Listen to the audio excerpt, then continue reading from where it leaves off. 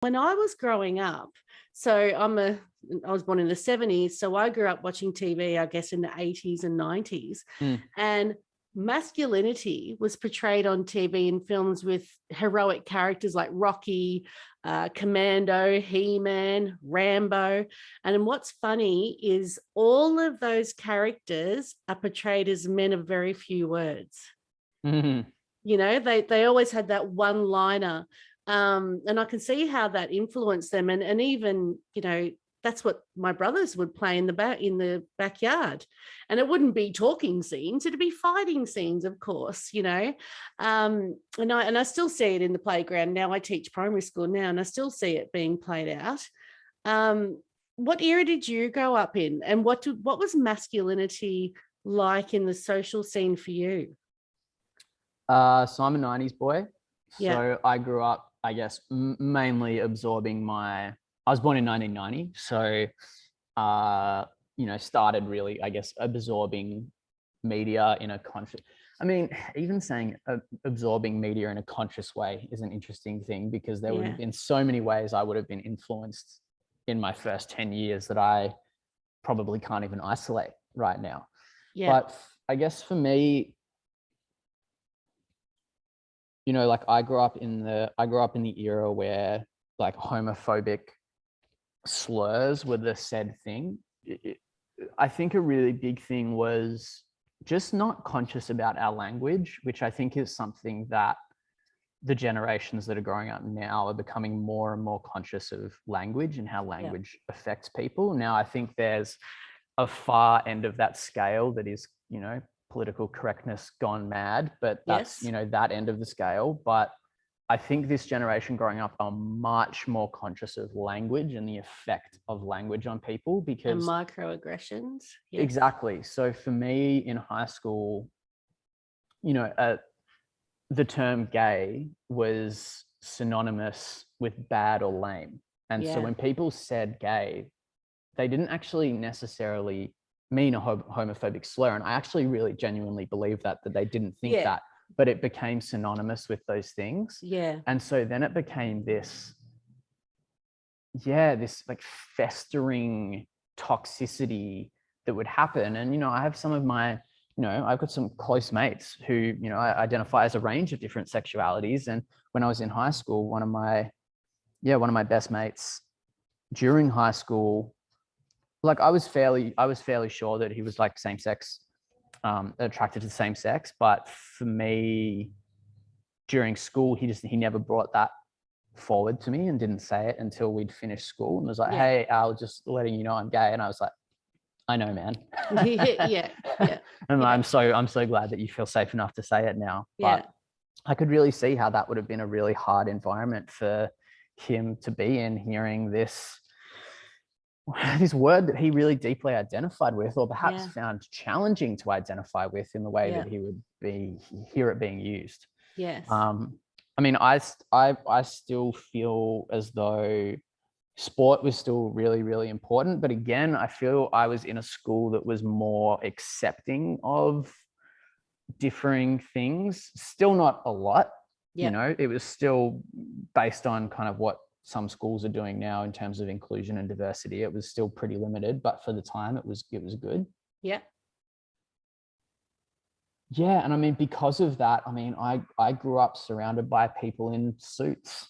You know, it was like we were getting molded to enter the corporate workspace. You know, I was wearing a suit from the age of 8 to go to school. You know, blazer, tie, you have to have polished shoes. It's just, you know, it's like, what are we training our young people to step into?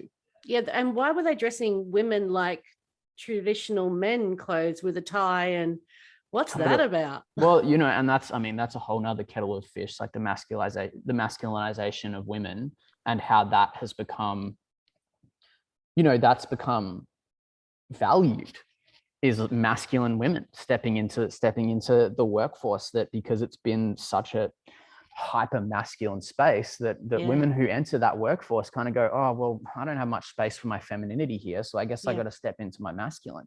And then suddenly now the world is, and I think this is some of the equalization that I heard you talk about the softness coming back in and the vulnerability and those pieces. And I think for a lot of men, that's a scary word or a scary thought, is being, because the environment has been so hyper masculine that we've all spent so much time in, that balance of femininity feels in stark contrast to that, when actually everything that I've seen in evidence of my life and the people around me, especially the men around me, that's been a really beautiful balancing. And then what that has then allowed people of other genders around us to equalize in themselves as well. It's like women can go back to being feminine too. Like, this isn't about men becoming more feminine and women becoming more masculine. You know, at the center of the masculine experience, I believe, is femininity, but I don't necessarily believe that masculinity is at the center of the feminine experience. I think that's something different, and it's a beautiful universal connection, spiritual connection that I think women are tapped into at all times, that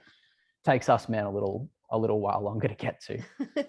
But I also wonder, have the lions, like killing lions and that sort of thing, in our society, has that become, to be a man, you need to provide? So you need to have the job, buy the house. You know, a lot of men place their value on that. They look at success as a man is being the monetary provider, the person who provides the shelter and all that sort of thing, while the woman stays at home, cooks and cleans. So that's how our masculinity in our society, I guess, has grown. Yeah, and we're stepping into, it's a really good point, because we're stepping into a new age where we're stepping away from a playbook. And there's an amazing, have you read Understanding Women by Alison Armstrong? No. Highly recommend. She talks a lot about this.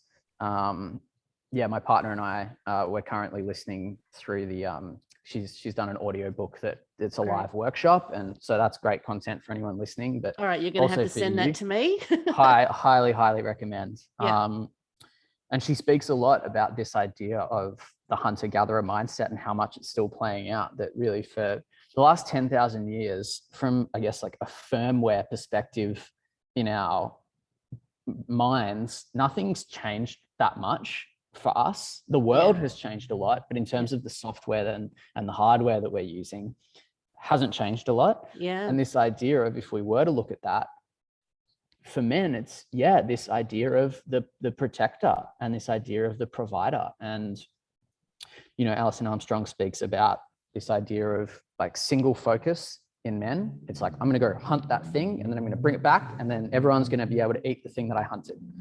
Whereas for women, so many women have what's called diffused awareness, and that's the ability to be able to manage many things at once. And it's not necessarily focusing on many things at once, it's just having awareness of many things at once. And so, you know, while they're walking through the meadow and they've got a baby on the hip and they're focusing on those berries over there and what can I collect over there, and talking to this person, looking out for danger, all those different things. Exactly. So whereas for men typically don't have that.